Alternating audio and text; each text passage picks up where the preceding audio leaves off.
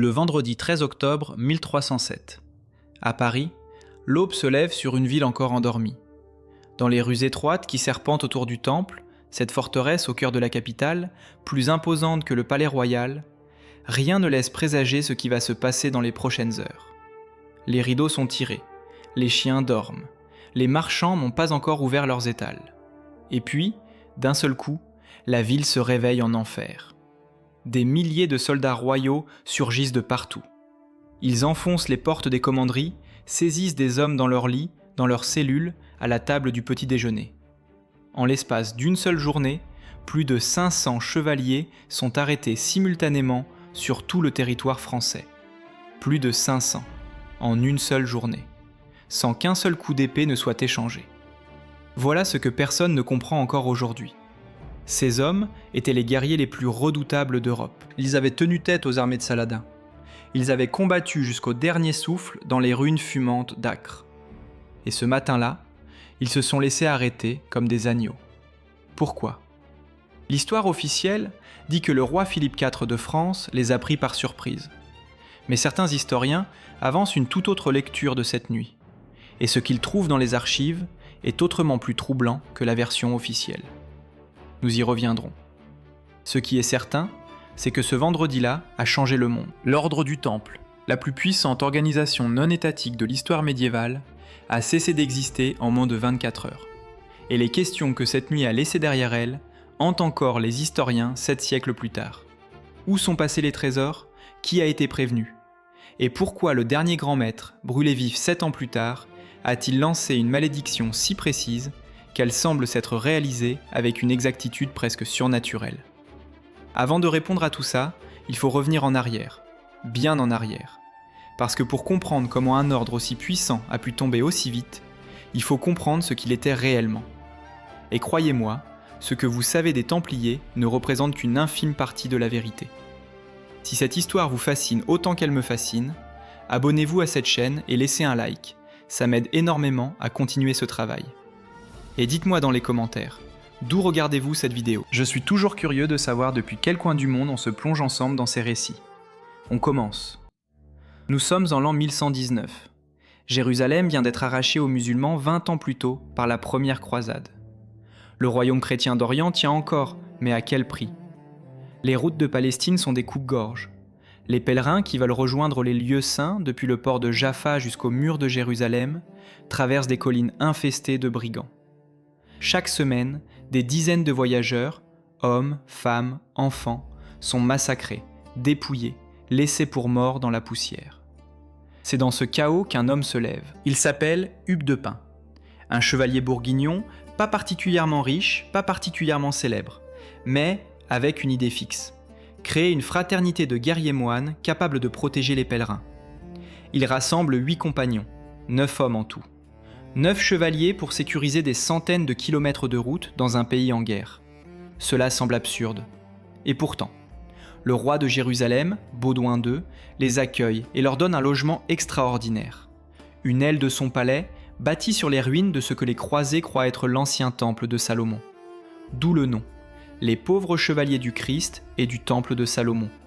Les Templiers, les hommes du temple. Ce qui se passe ensuite est l'une des ascensions les plus spectaculaires de l'histoire humaine. En moins d'une décennie, ces 9 hommes démunis deviennent une force militaire reconnue par l'Église. En 1128, le grand théologien Bernard de Clairvaux, l'homme le plus influent de la chrétienté après le pape, leur rédige une règle et les propulse au rang d'institution divine. La bulle papale Omne Datum Optimum de 1139 fait d'eux une entité au-dessus de toute autorité humaine, répondant uniquement à Rome. Exemptés de taxes, exemptés de juridiction royale, autorisés à traverser n'importe quelle frontière sans se justifier. Vous voyez le tableau ? Une organisation armée, richissime, mobile, non soumise au roi. Dans le monde féodal du XIIe siècle, c'est absolument sans précédent. Et l'argent arrive, torrent après torrent. Les nobles européens, désireux de participer à l'effort des croisades sans forcément risquer leur peau sur les champs de bataille de Palestine, lèguent aux Templiers leurs terres, leurs châteaux, leurs vignobles, leurs moulins. Un jeune homme qui entre dans l'ordre abandonne tout ce qu'il possède à l'institution. le Templier lui-même, vit dans la pauvreté stricte. Pas de biens personnels, pas d'argent de poche, pas même le droit de manger ce qu'il veut. Mais l'ordre, lui, accumule une fortune que les rois regardent avec une envie croissante. Et là, intervient le génie que personne ne leur attribue assez souvent. Les Templiers inventent quelque chose de révolutionnaire pour leur époque. Un pèlerin qui part de Paris pour Jérusalem n'a aucune envie de transporter des sacs d'or sur des routes aussi dangereuses que celles qu'il veut justement traverser. Alors, il dépose son argent dans une commanderie templière en France, reçoit un document chiffré, une sorte de reçu codé, et peut retirer l'équivalent dans une commanderie à Jérusalem, à Chypre, à Acre ou à Constantinople. Voilà ce qu'on appelle aujourd'hui un système de chèques. Voilà ce qu'on appelle la Banque internationale. Voilà ce que des moines soldats du XIIe siècle ont mis en place alors que le reste du monde ne connaissait encore que le troc et les pièces qu'on trimballe dans des bougettes de cuir. Les rois empruntent aux Templiers. Les marchands passent par eux pour sécuriser leurs transactions. Le trésor royal de France est, à certaines périodes, littéralement géré depuis le temple parisien. Ce ne sont plus seulement des guerriers, ce sont les maîtres de la finance européenne. Et leur réseau couvre tout. Des milliers de commanderies de l'Écosse à la Palestine, de l'Espagne jusqu'au bord de la mer Noire. Alors voilà ce que le monde médiéval contemple à l'aube du XIVe siècle. Une armée de fanatiques pieux, entraînés à tuer et à mourir sans sourciller, qui possèdent simultanément les infrastructures financières de tout un continent, ne répondent à aucun roi, ne paient aucun impôt et siègent dans une forteresse au milieu de Paris dont le donjon est plus haut que les tours de Notre-Dame. Si vous étiez roi de France, vous dormiriez tranquillement ? Il y a une scène qui résume tout ce que Philippe Catbeau ressentait face aux Templiers. Nous sommes en 1304. La foule parisienne, furieuse d'une nouvelle dévaluation de la monnaie royale, une de ces manipulations financières que Philippe pratiquait régulièrement pour renflouer ses caisses vides, se soulève. Le roi doit fuir. Il court. Et il se retrouve à demander refuge dans le seul endroit assez solide pour le protéger de ses propres sujets, le temple des Templiers. Il passe la nuit là, cerné par les richesses de ceux qu'il méprise et dont il est le débiteur. Il voit les coffres, il voit les soldats, il voit les salles remplies de livres de comptes, de lettres de change, de lingots. Et il comprend que cette organisation est, dans son propre royaume, plus puissante que lui. Cette nuit-là, Philippe IV prend sa décision. Mais il ne peut pas agir seul. Pour détruire les Templiers, il lui faut deux choses. D'abord, des accusations, de préférence des plus monstrueuses, de celles qui retournent l'opinion publique et donnent au peuple une raison de haïr des hommes qu'il admirait jusqu'alors. Et ensuite, le soutien du pape. Parce que sans la caution de Rome, attaquer l'ordre revient à attaquer Dieu lui-même. Pour les accusations, Philippe ne manque pas de ressources. Un homme s'avance, ou plutôt, on le fait avancer. Un certain Esquieu de Foiran, ancien membre de l'ordre, exclu pour des raisons peu reluisantes. Dans les prisons du roi, il murmure les mots magiques.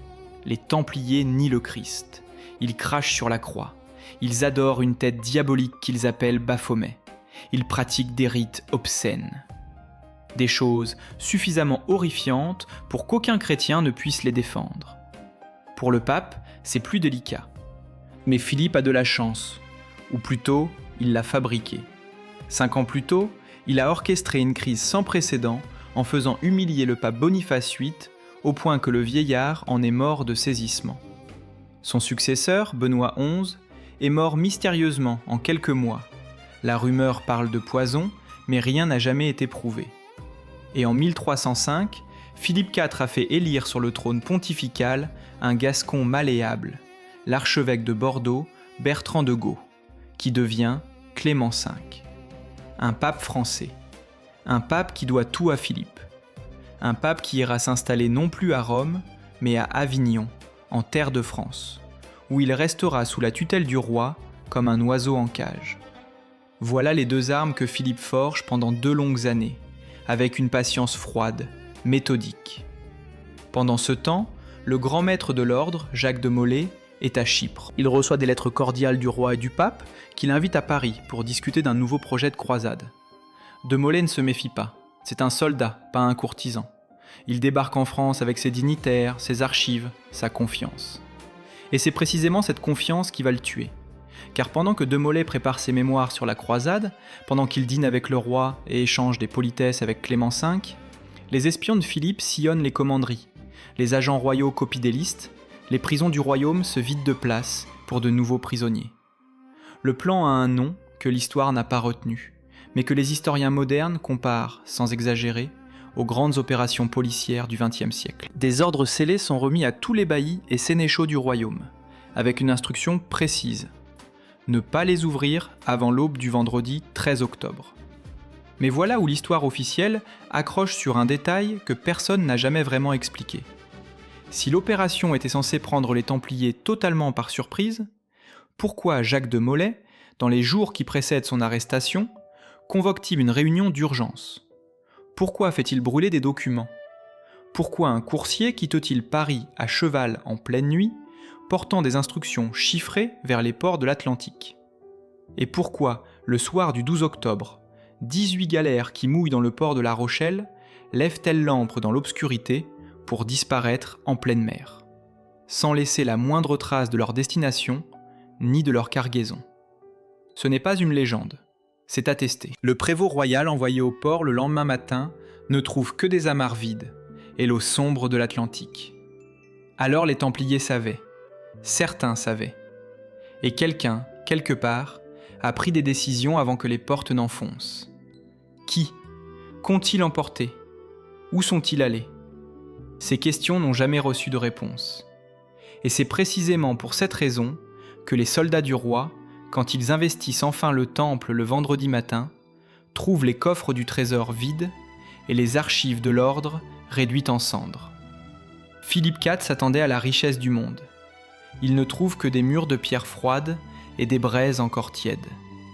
L'homme qui voulait s'emparer de la plus grande fortune d'Europe doit maintenant reconstituer son dossier avec ce qu'il a. Des prisonniers, des geôliers, et une question qui va hanter les cachots de France pendant 7 longues années. Qu'avez-vous avoué ? Et combien de douleurs faut-il pour faire parler un homme qui a juré de mourir en silence ? Le silence d'un homme qui refuse de parler est une arme. Les geôliers de Philippe IV le savaient mieux que personne. Un prisonnier qui crie finit par avouer n'importe quoi. Un prisonnier qui se tait, lui, garde quelque chose, une certitude, une foi, un secret assez précieux pour valoir la douleur. Et c'est ce silence-là, dense et obstiné, qui rendait les soldats du roi fous de rage au lendemain du 13 octobre. Ils avaient les hommes, ils n'avaient pas ce qu'ils voulaient. Mais revenons d'abord à cette nuit. Parce qu'avant les cellules et les questions, il y a eu les portes enfoncées. Et cette scène-là mérite qu'on la regarde en face. Imaginez la commanderie de Caen, 3 heures du matin. Un templier de faction, un sergent probablement, la partie la moins noble de l'ordre mais la plus nombreuse, entend quelque chose. Des pas. Beaucoup de pas. Trop de pas pour être des marchands attardés ou des pèlerins égarés. Il se lève, il approche de la meurtrière, et dans la lueur des torches, il voit ce qu'il ne peut pas encore comprendre. Des centaines d'hommes en armes qui cerclent la commanderie dans le silence absolu d'une nuit d'automne. Avant qu'il ait le temps de sonner l'alarme, la porte principale vole en éclats. Ce qui se passe ensuite se répète à la même heure dans des dizaines de commanderies à travers tout le royaume. À Poitiers, à Lyon, à Bordeaux, à Rouen, à Perpignan. Des ordres scellés, remis des semaines plus tôt aux agents royaux avec l'instruction formelle de n'agir qu'à l'aube du 13, sont exécutés avec une simultanéité qui tient du prodige organisationnel. Pour l'époque, coordonner une opération pareille sur l'ensemble du territoire français sans que l'information ne fuit, sans télégraphe, sans téléphone, sans rien d'autre que des cavaliers et des routes boueuses, relève d'un exploit que même certains historiens contemporains regardent avec stupéfaction. Les Templiers sont surpris dans leur lit, dans leur cuisine, à genoux dans leur chapelle pour les matines. Un frère de la commanderie de Paris témoignera plus tard, dans des circonstances qu'on ne peut pas qualifier de libres, qu'il n'a pas compris ce qui se passait avant que la lame d'une épée royale soit posée sur son épaule. Un autre, à Troyes, raconte qu'il a demandé à ses geôliers le motif de son arrestation, et que personne n'a répondu. On l'a simplement poussé dehors, les mains liées derrière le dos, dans le froid de l'aube d'octobre. Ce détail-là est important. Les soldats du roi n'expliquent rien. Ils ont des ordres, pas des justifications. Et cela dit quelque chose de crucial sur la mécanique de toute l'opération. Philippe ne veut pas débattre, il veut des corps, il veut des prisonniers, il veut des aveux. La légitimité, il la construira après, avec les mots arrachés à ses hommes dans les semaines qui suivront. Parmi les arrêtés ce matin-là, il y a Jacques de Molay lui-même. Le grand maître de l'ordre du Temple, l'homme le plus puissant de la hiérarchie templière, est cueilli à Paris sans résistance. On dit qu'il portait encore ses habits de cérémonie. Il avait assisté aux funérailles de la femme d'un proche du roi la veille, porteur du drap mortuaire, en signe d'amitié avec la couronne. L'image est saisissante. L'homme qu'on arrête au nom du roi était encore, la veille, en train d'honorer sa famille. Aucun des Templiers n'oppose de résistance armée. Pas un seul. Des hommes formés au combat depuis leur adolescence, des guerriers qui avaient survécu au désert de Palestine et au carnage des croisades, se laissent emmener les mains vides. Certains historiens y voient la preuve que De Molay avait donné des ordres en ce sens. Ne pas se battre, ne pas mourir pour rien, attendre que la justice suive son cours. D'autres avancent que la sidération pure a paralysé ces hommes. Mais il y a une troisième explication, moins romantique et peut-être plus vraie. L'ordre était déjà mort de l'intérieur. 2 siècles de richesse et de confort européen avaient émoussé quelque chose dans cette machine de guerre. Les hommes qui défendirent Acre jusqu'au bout en 1291 n'étaient plus ceux qui habitaient les commanderies françaises en 1307. Et ce fossé-là, personne n'avait vraiment pris la peine de le mesurer. Ce qui suit est moins cinématographique, plus sombre, beaucoup plus sombre. Les prisons du roi de France au XIVe siècle ne sont pas des endroits où l'on garde des hommes. Ce sont des endroits où on les défait. Les cachots parisiens, les geôles des châteaux royaux disséminés à travers le royaume, les caves humides des bailliages de province, tout cela devient, dans les semaines qui suivent le 13 octobre, un réseau d'extraction systématique. Le mot est brutal, mais c'est le mot juste. On ne cherche pas la vérité. On fabrique des aveux. Guillaume de Nogaret, le grand juriste du roi, l'homme qui a organisé toute l'opération et qui avait déjà, 3 ans plus tôt, fait souffleter le pape Boniface VIII devant ses propres gardes à Anagni, supervise les interrogatoires avec une froideur professionnelle. Il sait ce qu'il lui faut. Il lui faut des mots précis, des mots sur le reniement du Christ, des mots sur Baphomet, cette mystérieuse idole dont les agents royaux ont parlé dans leur rapport préliminaire. Des mots sur les rites obscènes, les baisers honteux, les obscénités de la cérémonie d'initiation. Les méthodes pour obtenir ces mots sont, dans les archives de l'époque, documentées avec une précision clinique qui donne froid dans le dos, même 7 siècles plus tard. La privation de sommeil d'abord. Plusieurs jours sans fermer les yeux transforment un homme en quelque chose de cassé. Les sens se brouillent, la frontière entre le réel et le délire disparaît, et un interrogateur patient peut alors planter n'importe quelle suggestion dans cet esprit épuisé, comme on plante un clou dans du bois tendre. Ensuite la faim, pas au point de tuer, juste assez pour que la douleur occupe toute la place et que la pensée cohérente devienne impossible. Et puis les outils, les brodequins, qui écrasent les pieds entre des planches de bois serrées par des coins enfoncés à coups de maillet. L'estrapade, qui consiste à hisser le prisonnier par les bras liés dans le dos jusqu'au plafond, puis à le lâcher brutalement avant qu'il touche le sol. Le feu parfois. Des braises portées lentement vers les pieds nus, jusqu'à ce que la chair commence à sentir. Ce que les archives conservent de ces séances n'est pas agréable à lire. Un Templier de Normandie témoigne, après, que ses interrogateurs lui ont tenu les pieds dans le feu si longtemps que ses os ont commencé à se détacher. Il dit qu'il a avoué tout ce qu'on voulait entendre. Il dit aussi qu'il ne sait plus, des semaines plus tard, ce qui était vrai et ce qui était un mensonge arraché à sa douleur. C'est là que le récit se complique vraiment. Parce que dans cette masse d'aveux, plus de 130 Templiers finissent par confirmer les accusations dans les premiers mois d'interrogatoire, il y a une étrange cohérence. Trop de cohérence, diraient certains. Les mêmes mots reviennent dans des témoignages produits dans des villes différentes, par des hommes qui ne se connaissaient pas et qui n'avaient aucun moyen de se concerter. Est-ce la preuve que les accusations étaient fondées ? Ou la preuve que les interrogateurs utilisaient partout le même script, posaient les mêmes questions suggestives et obtenaient mécaniquement les mêmes réponses ? La question reste ouverte. Des historiens du XXe siècle, après avoir étudié les procès-verbaux des interrogatoires dans leur version originale latine, certains retrouvés par hasard dans les archives vaticanes au début des années 2000, concluent que la structure des aveux est trop uniforme pour être spontanée. D'autres soutiennent que les pratiques secrètes dénoncées, le reniement symbolique du Christ à l'entrée dans l'ordre, les baisers rituels, existaient bel et bien, non pas comme hérésie délibérée, mais comme épreuve d'humiliation destinée à préparer les recrues aux tortures qu'elles pourraient subir en cas de capture. Une sorte d'entraînement au pire, une répétition de la trahison pour mieux résister à la vraie. Cette interprétation n'est pas marginale, elle est défendue par des médiévistes sérieux. Et elle change tout, parce que si c'est vrai, Philippe IV n'a pas fabriqué des mensonges de toutes pièces. Il a pris des pratiques réelles, les a sorties de leur contexte, et les a transformées en preuve d'une corruption qui n'existait que dans le regard de ses juges. Jacques de Molay, lui, avoue rapidement, trop rapidement au goût de certains. Il reconnaît le reniement du Christ lors de l'initiation. Il reconnaît certains rites problématiques. Ses aveux sont consignés, signés, scellés. Et puis, quelques semaines plus tard, il se rétracte, totalement, publiquement. Il dit que tout était faux, que la douleur lui a fait dire des choses qu'il ne croyait pas, que lui et ses frères sont innocents. Cette rétractation est une catastrophe pour Philippe, parce qu'un homme qui revient sur ses aveux ne peut pas être jugé aussi simplement qu'on l'espérait, et parce qu'elle oblige le roi à jouer la carte qu'il avait gardée en réserve, le pape. Clément V est, à ce stade, dans une position impossible.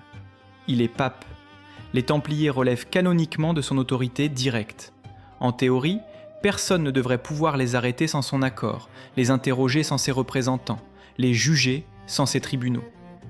Philippe IV a violé toutes ces règles d'un seul geste, avec la désinvolture de quelqu'un qui sait que l'autre n'osera pas protester vraiment. Et Clément ne proteste pas vraiment. Il envoie des lettres longues, juridiquement précises, remplies d'une indignation soigneusement dosée. Il écrit que la procédure est irrégulière. Il écrit que les interrogatoires doivent être menés par des représentants du Saint-Siège. Il écrit que les aveux obtenus sous contrainte n'ont aucune valeur canonique. Il écrit tout ce qu'il faut écrire pour sembler défendre ses prérogatives. Et puis il cède, chaque fois, sur chaque point. D'abord, il suspend l'enquête royale pour la reprendre sous autorité pontificale. Mais dans les faits, les interrogatoires continuent sous la même direction. Ensuite, il convoque un concile général, le concile de Vienne, pour juger l'affaire sur une scène internationale. Mais quand ce concile s'ouvre enfin en 1311, Philippe IV est là, en personne, avec ses chevaliers armés, comme pour rappeler à tout le monde que les débats ont des limites. Puis Clément accepte que les Templiers soient jugés non pas comme individus, mais comme ordre, ce qui permet de condamner l'institution sans forcément trancher sur la culpabilité des hommes. Une nuance canonique assez subtile pour noyer n'importe quelle opposition dans les détails procéduraux. Ce que Clément V fait pendant ces 4 années de procédure, c'est ce que font les hommes coincés entre deux forces dont l'une peut les détruire physiquement et l'autre symboliquement. Ils négocient, ils retardent, ils compliquent, ils inventent des commissions d'enquête, des recours, des appels, des procédures d'exception. Et à chaque fois que Philippe perd patience et hausse le ton, le pape recule d'un demi-pas en préservant l'apparence de sa dignité. Il y a dans cette danse entre les deux hommes quelque chose d'obscène, pas au sens médiéval du mot, mais au sens moderne. Deux institutions qui se regardent dans le blanc des yeux, au-dessus des corps de centaines de prisonniers, et qui négocient leurs intérêts respectifs comme si ces corps n'existaient pas. Philippe veut le trésor et la disparition d'une puissance concurrente. Clément veut survivre et conserver assez d'autorité symbolique pour que la papauté garde un sens. Entre les deux, les Templiers attendent dans leurs cellules que quelqu'un se souvienne qu'ils sont là. Certains d'entre eux attendent depuis des années maintenant. Les murs suent humidité. La lumière ne passe qu'à travers des meurtrières hautes comme la main d'un enfant. Les semaines ressemblent aux mois et les mois aux années. Certains prisonniers sont morts de maladie avant même d'avoir comparu devant un tribunal. D'autres ont perdu l'esprit. D'autres encore ont retrouvé une clarté froide dans l'attente, une certitude que la vérité finira par peser plus lourd que les aveux qu'on leur a arrachés.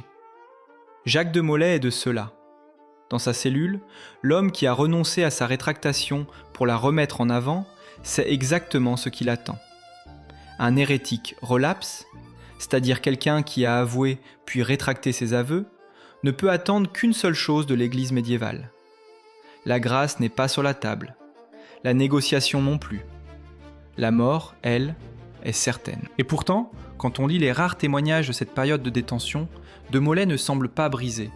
Il semble attendre. Comme si la fin de cette histoire n'était pas celle que Philippe IV avait écrite.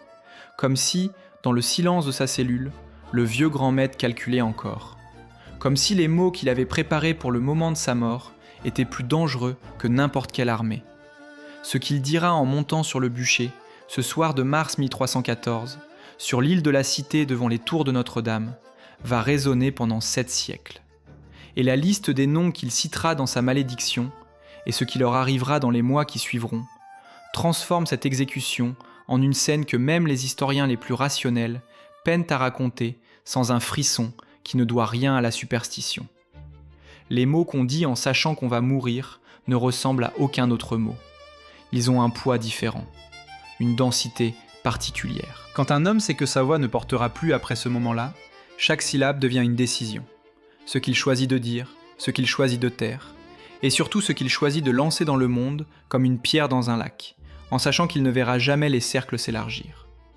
Jacques de Molay avait eu 7 ans pour préparer ces mots. 7 ans de cellule. 7 ans à regarder les pierres suinter l'humidité, à écouter les rats gratter dans l'obscurité, à sentir ses jambes s'ankyloser sous lui, pendant que ses geôliers changeaient de visage et que les saisons se succédaient sans qu'il puisse les voir. 7 ans pour décider exactement ce qu'il dirait le jour où on le ferait sortir à la lumière pour la dernière fois. Ce jour arrive le 18 mars 1314. Paris est gris ce matin-là. Le ciel pèse bas sur la Seine comme une dalle de plomb. L'île de la Cité, cette langue de terre au centre du fleuve où battent à la fois le cœur judiciaire et le cœur religieux de la capitale, est noire de monde. Les Parisiens savent ce qui se prépare. Cela fait des jours qu'on en parle dans les ruelles, dans les tavernes, au marché. Le grand maître des Templiers va être condamné. L'homme qui dirigeait l'ordre le plus puissant d'Europe va mourir aujourd'hui, là, devant eux. Mais d'abord, il doit entendre son jugement. Une estrade de bois a été dressée devant Notre-Dame. Sur cette estrade, les cardinaux représentant Clément V, le pape lui-même est à Avignon, souffrant, ou peut-être simplement absent par calcul, lisent la sentence. Jacques de Molay et Geoffroy de Charnay, précepteurs de Normandie, sont déclarés hérétiques relapses. Leurs aveux, rétractés puis théoriquement confirmés, leur valent la peine maximale. On les livrera au bras séculier, la formule canonique pour dire qu'on se lave les mains de ce qui va suivre et qu'on laisse les hommes du roi faire leur travail. De Molay écoute. Son visage, selon les chroniques de l'époque, est impossible à lire. Un chroniqueur anonyme note qu'il ressemblait moins à un condamné qu'à un homme qui attend la fin d'un discours ennuyeux. Puis les cardinaux finissent de parler.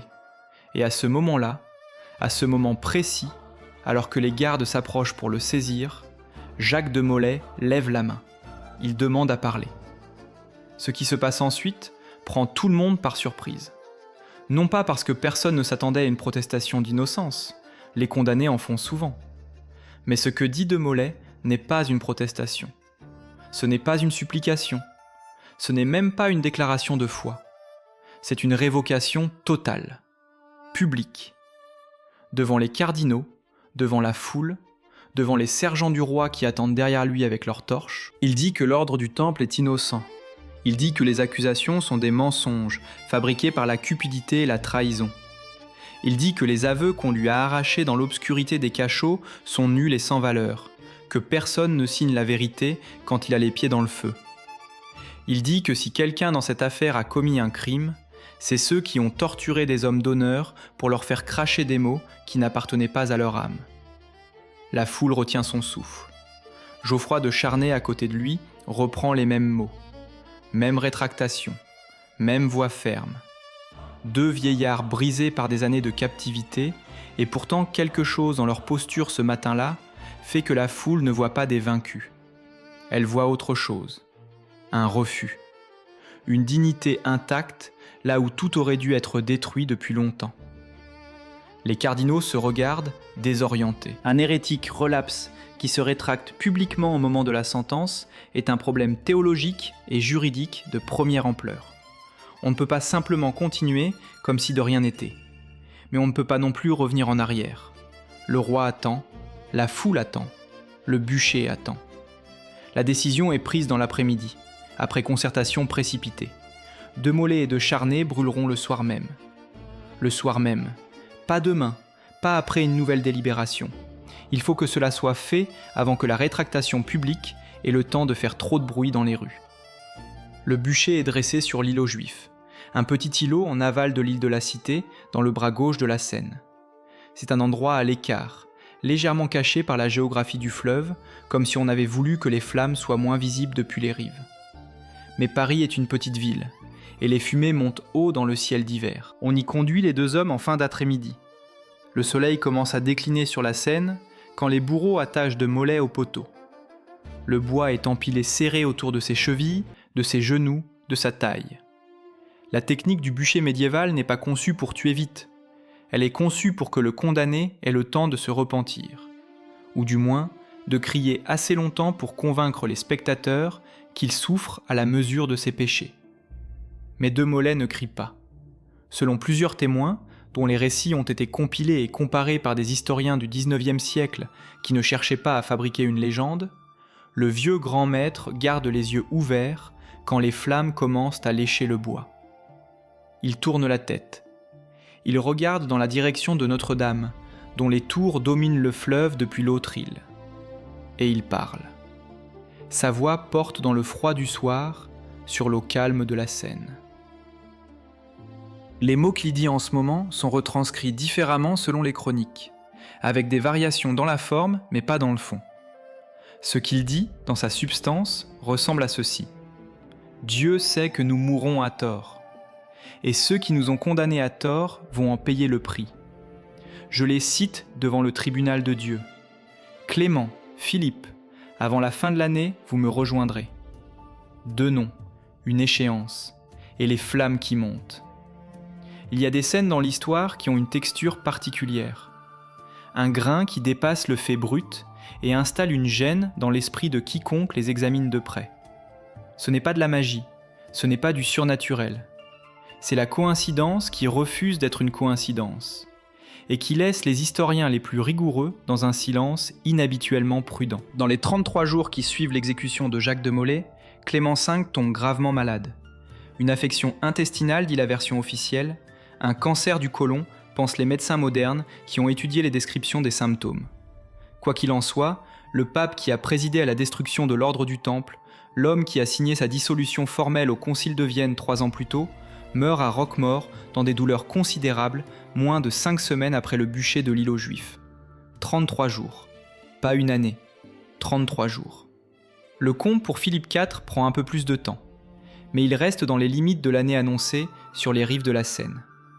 Le roi de France le plus puissant de son siècle, l'homme qui a abattu 2 papes, ruiné une banque et rasé un ordre de chevalerie, participe à une chasse en forêt de Pont-Sainte-Maxence en novembre de la même année. Il chute de sa monture, ou est frappé par un sanglier, les sources divergent sur ce point précis, et cette divergence elle-même est troublante. Comme si les témoins présents ce jour-là n'avaient pas bien regardé, ou n'avaient pas voulu bien regarder. Il rentre au château, alité, et ne se relève pas. Le roi de fer, l'un de ses surnoms, une référence à son visage impassible et à sa volonté froide, meurt en novembre 1314. Il a 46 ans, en bonne santé apparente jusqu'à ce jour d'automne.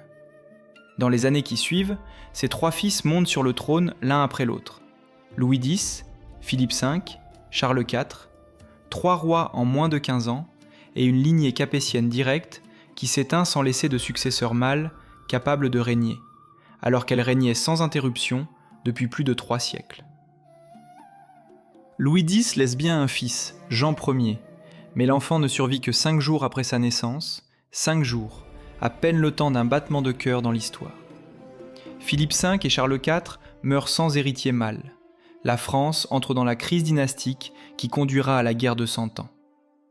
Là encore, aucune magie. Des hommes qui meurent jeunes, une génétique malchanceuse peut-être, des épidémies, des accidents. Tout cela existe, tout cela suffit à expliquer chaque mort individuellement. Mais leur succession si rapide, si précise dans son timing, si parfaitement alignée sur les mots d'un vieillard brûlant sur un bûcher, cela crée une résistance que nulle explication rationnelle ne dissout complètement. Ce n'est pas une preuve, c'est une ombre. et les ombres ont cette propriété irritante de persister même quand on allume toutes les lumières. Guillaume de Nogaret, l'architecte juridique de la destruction des Templiers, ne connaît pas ce dénouement. Il est mort en 1313, un an avant le bûcher, comme s'il avait été épargné du spectacle de sa propre œuvre devenir cendre. Ou comme si, selon les chroniqueurs les plus littéraires, le destin avait commencé à courir avant même que les flammes ne s'élèvent. Enguerrand de Marigny, l'autre grand ministre qui avait orchestré les arrestations, est pendu en 1315 sur le gibet de Montfaucon, mis en cause dans des affaires de sorcellerie et de malversation par les partisans du nouveau roi.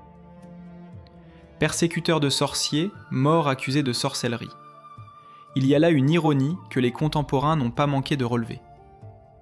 Ce qu'il faut résister ici, c'est la tentation du récit trop propre, celle où chaque méchant reçoit son châtiment, où la justice divine s'exerce avec la précision d'un comptable, où l'histoire devient une morale. La réalité est plus compliquée, plus sale, plus humaine que ça. Certains des hommes qui avaient participé à la destruction des Templiers ont vécu longtemps et paisiblement. Certains ont prospéré. L'histoire n'est pas un tribunal qui rend des verdicts symétriques. Et pourtant, ces coïncidences-là existent. Elles sont dans les archives, elles ont des dates. Et personne, 7 siècles plus tard, n'a trouvé une explication qui les dissolve complètement sans laisser un résidu d'inconfort. Ce que les Templiers ont laissé derrière eux dépasse de loin la question de la malédiction. Elle dépasse même la question du trésor disparu. Ces 18 galères qui ont quitté La Rochelle dans la nuit et dont personne n'a jamais retrouvé la trace. Ni en Écosse, où certains les imaginent enfouis sous la chapelle de Rosslyn, ni au Portugal, où les chevaliers réfugiés ont reformé leur ordre sous un nouveau nom avec la bénédiction du roi. Ni dans les profondeurs de l'Atlantique, où la mer garde ses secrets mieux que n'importe quel coffre-fort. Ce que les Templiers ont laissé, c'est une réalité plus difficile à saisir et en même temps plus concrète que toutes les légendes qu'on leur a brodées dessus. Ils ont inventé, ou perfectionné, ou systématisé, selon les historiens qu'on lit, les mécanismes sur lesquels la finance mondiale repose encore aujourd'hui. Le crédit, le transfert de fonds à distance, la lettre de change, l'idée qu'une promesse écrite peut valoir autant qu'une pièce de métal. Ce ne sont pas des métaphores romantiques, ce sont des faits économiques. Quand vous payez par carte bancaire, quand vous faites un virement, quand vous accédez à votre argent dans un pays différent de celui où vous l'avez déposé, vous utilisez une logique que des moines soldats du XIIe siècle ont mise en place dans leur commanderie de pierre entre les croisades et les prières. Ils ont aussi laissé un modèle d'organisation qui a fasciné et terrifié toutes les générations suivantes. Une fraternité fermée, transnationale, hiérarchisée, dotée de rites secrets et de ressources considérables, répondant à sa propre loi. Ce modèle a été copié, imité, caricaturé, fantasmé par toutes sortes de groupes depuis lors.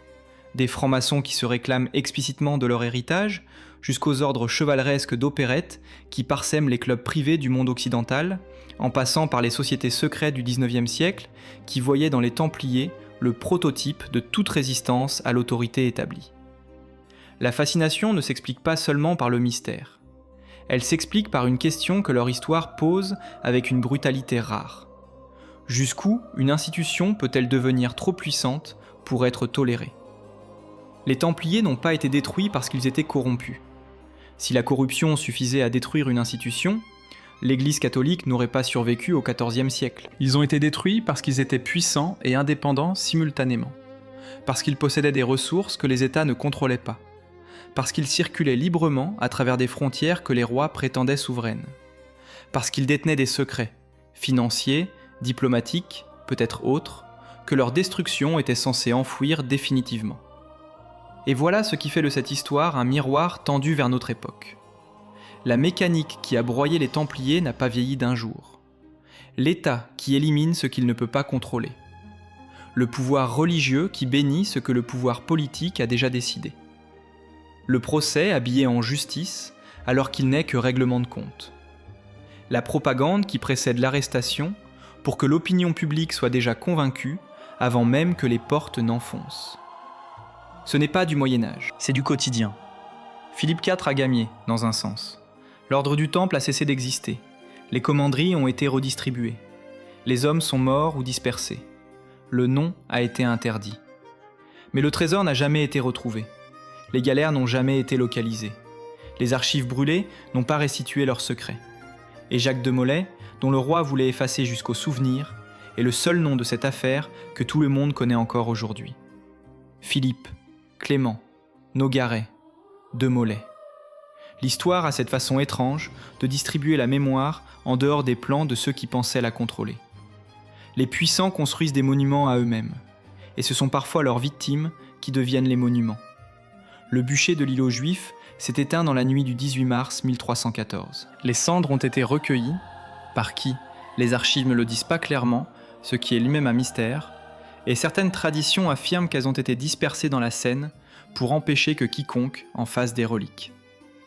Mais les reliques ne sont pas toujours faites de cendres, parfois elles sont faites de questions. Et les questions que ces flammes ont laissées brûlent encore, discrètement, dans les marges de l'histoire officielle, dans les archives à moitié déchiffrées, dans les profondeurs de l'Atlantique, où 18 galères ont disparu sans laisser d'adresse. Vous savez maintenant ce que les manuels scolaires résument en 2 paragraphes et que les romans historiques transforment en aventures. La vérité est plus sobre et en même temps plus vertigineuse que les deux. C'est l'histoire d'hommes réels, pris dans une machine réelle, détruits par des forces que nous reconnaissons parfaitement parce qu'elles n'ont pas disparu.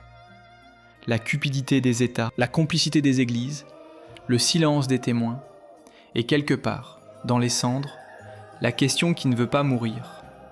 Qu'est-ce qu'on nous a caché et pourquoi? Si ce récit vous a tenu en haleine jusqu'ici, laissez un like, c'est le meilleur signe que vous pouvez m'envoyer pour que ce travail continue. Et abonnez-vous si ce n'est pas encore fait, parce que les prochaines histoires que nous allons explorer ensemble sont au moins aussi sombres, au moins aussi fascinantes et au moins aussi loin de ce qu'on vous a appris à l'école. Les Templiers ont disparu, mais personne n'a jamais vraiment fermé le dossier.